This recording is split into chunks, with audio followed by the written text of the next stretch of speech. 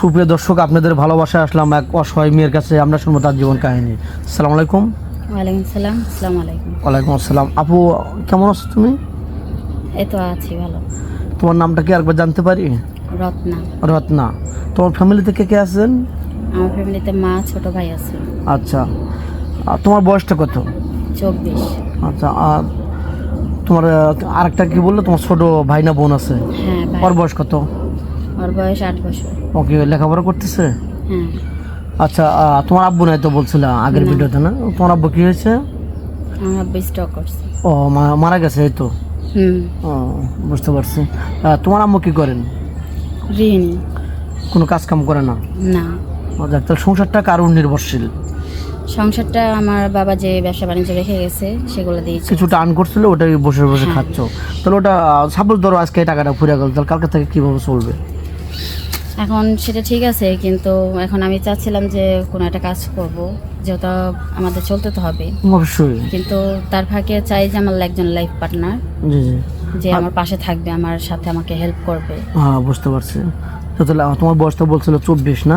হ্যাঁ। তুমি মনে করো কত বছর বয়স হলে মেসড হবে? একজনের বয়স 35-40 প্রবাসে থাকে।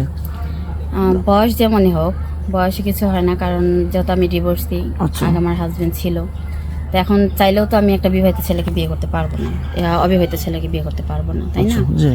তো সেক্ষেত্রে দেখা যায় বয়স যেমনই হোক, আমার কথা হলো যে আমাকে সম্মান করবে, আমাকে ভালো রাখতে পারবে, আমি তাকেই বিয়ে করবো। বয়স নাথিং।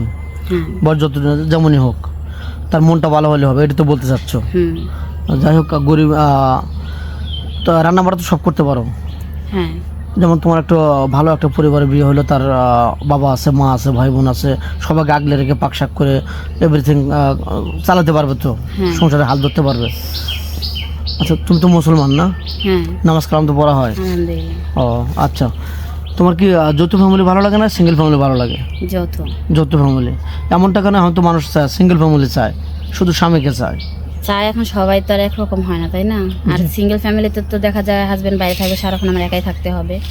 আর যৌথ ফ্যামিলিতে দেখা যায় ননদ থাকে, শাশুড়ি শাশুড়ি থাকে, তো তাদের সাথে দেখা যায় কথা বলতে বলতে একটা সময় কাটানো যায়। তাদের সেবা যত্ন করতে পারলে আমি নিজেও ভালো থাকতে পারবো।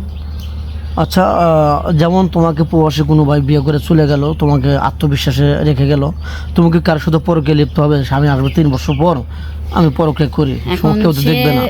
সে গেছে আমার জন্য, আমাদের ফ্যামিলির জন্য। জি। তো তার জন্য তো আমার অপেক্ষা অবশ্যই করতে হবে। অবশ্যই। তবে হ্যাঁ, যে একটা মানুষ সে প্রবাসে আছে দেখে আমি সুযোগ পেলাম অন্য যে কোথাও চলে যাব, এরকমটা আমি কখনো ভাবি না। বিশ্বাসের অমর্যাদা করতে নেই, মানে বিশ্বাস ভাঙার যে কথা, মসজিদ ভাঙা একই কথা। হ্যাঁ। তো যাই হোক, ওরকম করা যাবে না, আত্মবিশ্বাস বা ধরে রাখতে হবে। তো যাই হোক, এই যে ভিডিও পাবলিক করছি, আপনাকে কিভাবে পাবে বলেন তো একটু? এখন যেহেতু আমি আমার ডিভোর্স হওয়ার পর থেকে আমি কোনো ফোন ইউজ করি না, এখন কথা বলতে হলে তো আগে আপনাদের সাথে কন্ট্যাক্ট করতে হবে। দর্শক বন্ধু শুনলেন, স্কেবার বাড়াতে চাচ্ছি না। মেয়েটার কোনো ফোন নেই, মেয়েটা অনেক ভালো, অনেক নম্রভদ্র, নামাজ কালামও পড়ে।